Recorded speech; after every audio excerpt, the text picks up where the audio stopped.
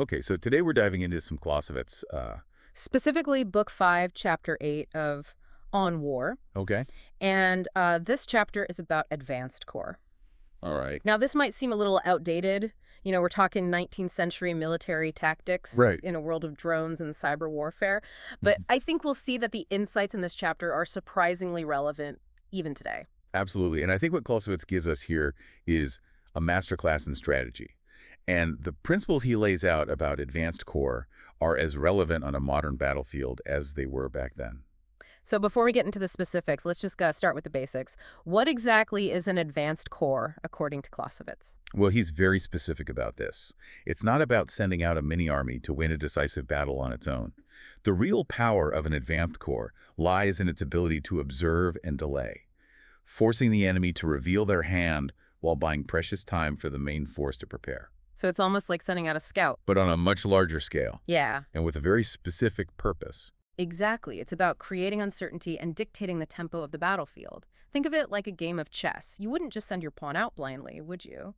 An advanced core is like that crucial early move that sets the stage for your overall strategy. That's a great analogy. It's about being strategic and setting the terms of engagement. Now, how does the size of an advanced core factor into all of this? That's where it gets interesting. Clausewitz points out that a larger advanced core is generally more advantageous.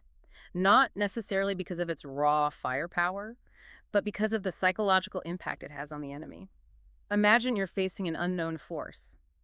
The larger it is, the more cautious you become, right? Right, it's like that moment of hesitation when you encounter an obstacle on the road. You hit the brakes before deciding if you can just drive over it or if you need to find a detour. Precisely. And that hesitation, that need to gather information, is what buys valuable time for the main force. Okay. Clausewitz breaks down the delay. An advanced core creates into three distinct parts. Okay, let's unpack this three-part delay. What's the first part? The first part is the enemy's natural caution. They see this force in front of them, and they don't immediately know its true strength or what lies behind it. Is it a small detachment or the vanguard of a much larger army? This uncertainty forces them to slow down to proceed cautiously, which eats into their time and gives the advantage to your side. So the enemy is hitting the brakes, just like in your analogy, trying to figure out the best course of action. What's the second part of this delay? The second part is the actual fighting the resistance offered by the advanced core. Now, the goal here isn't necessarily to inflict heavy casualties or win a decisive victory.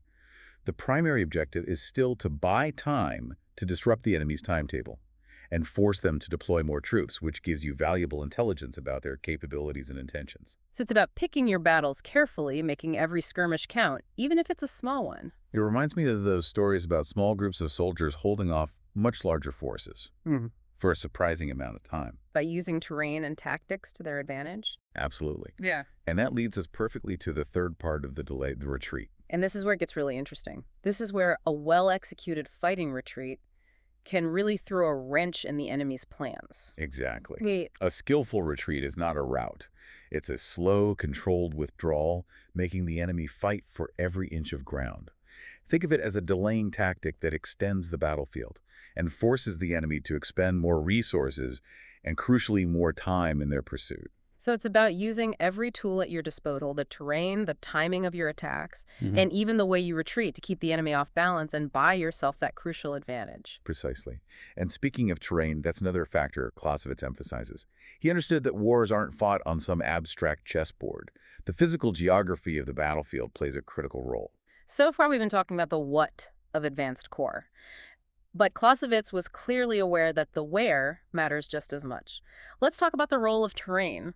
How does it factor into the effectiveness of an advanced core? Terrain is absolutely critical to how effective an advanced core can be.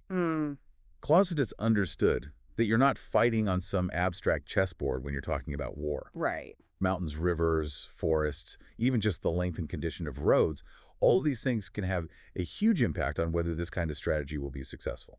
So it's about using what's naturally there to your advantage, turning those natural obstacles into strategic advantages. Exactly.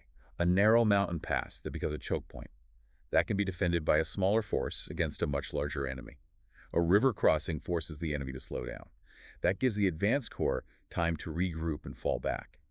Even something as simple as a long, straight road that can work against a pursuing force, making it difficult for them to maneuver or to launch surprise attacks. So Clausewitz is saying that the ground itself can be an ally in this cat and mouse game. It's not just about the troops you have, but how you use the terrain to your advantage. Precisely. And Clausewitz actually uses a fascinating example from the Napoleonic Wars to really illustrate this point. I love a good history lesson. What example does he use? He talks about the actions of the Prussian army in 1815 during the Waterloo campaign. Napoleon had launched a surprise attack, and the Prussian army was scrambling to concentrate its forces. They were heavily outnumbered by the French, but they desperately needed time to regroup. Time is of the essence. What did the Prussians do? They sent out a single Prussian corps, commanded by General Ziethen, to delay Napoleon's advance. Now, this corps was facing a much larger French force, but they used the terrain to their advantage. They set up defensive positions. They conducted fighting withdrawals, just like we talked about. And were they able to buy enough time for the rest of the Prussian army? They were. Despite being outnumbered, this single Prussian corps held off Napoleon for an entire day. And that delay proved absolutely critical. It allowed the Prussians to regroup, to join forces with their British allies, and ultimately to defeat Napoleon at Waterloo. Wow. That's incredible. It really shows the power of this strategy. Even when facing overwhelming odds, a well-executed advanced corps strategy can completely change the game. But how do these principles from the 19th century apply to modern warfare? I mean, today we have drones, cyber attacks, lightning-fast offensives. You're right, the nature of warfare has changed dramatically since Clausewitz's time, but the core principles that he outlines are more relevant than ever. Even in our modern context, the ability to gather intelligence, to delay the enemy, to shape the battlefield to your advantage, all of that remains crucial. So even though the tools of warfare have evolved, those fundamental goals remain the same. Exactly. The methods might be different, but the goals are remarkably consistent. Take, for example, the concept of information warfare. Today we have cyber attacks, electronic jamming, sophisticated propaganda campaigns.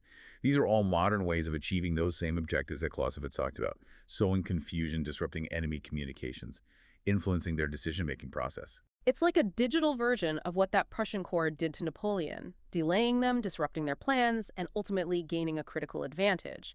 But instead of using terrain, they're using information as the battlefield. You got it. And just like terrain played a crucial role in those earlier battles, today's terrain includes things like the electromagnetic spectrum, cyberspace, and the information environment. So instead of mountains and rivers, today's commanders are thinking about firewalls, data streams, and social media narratives. It's about controlling the flow of information just like those Prussian troops controlled the flow of Napoleon's army. Precisely. And instead of just physical troops, we have things like special forces units operating behind enemy lines, cyber warfare teams disrupting critical infrastructure, even drone strikes targeting key enemy assets. All of which can be used to create those same delaying effects to gather intelligence and to disrupt the enemy's plans, just like Clausewitz described almost 200 years ago. It's incredible, isn't it? These principles that Clausewitz identified in the context of 19th century warfare still resonate so strongly in the 21st century. It really is amazing how these concepts Clausewitz was writing about back then still apply today. It makes you realize that while the tools of warfare might change, those underlying principles of strategy really are constant. Absolutely, and that's why I think studying military history and theory is so valuable.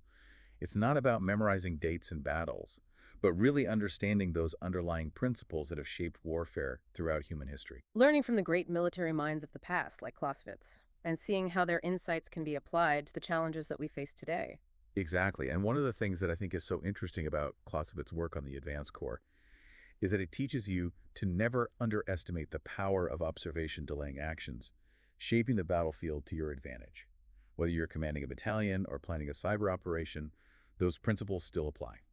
So for someone listening out there on the front lines of modern warfare, what's the key takeaway from this deep dive into Clausewitz? I think the big takeaway is that every action, every maneuver, every piece of intelligence can be used to influence the enemy, disrupt their plans, and ultimately tilt the scales in your favor.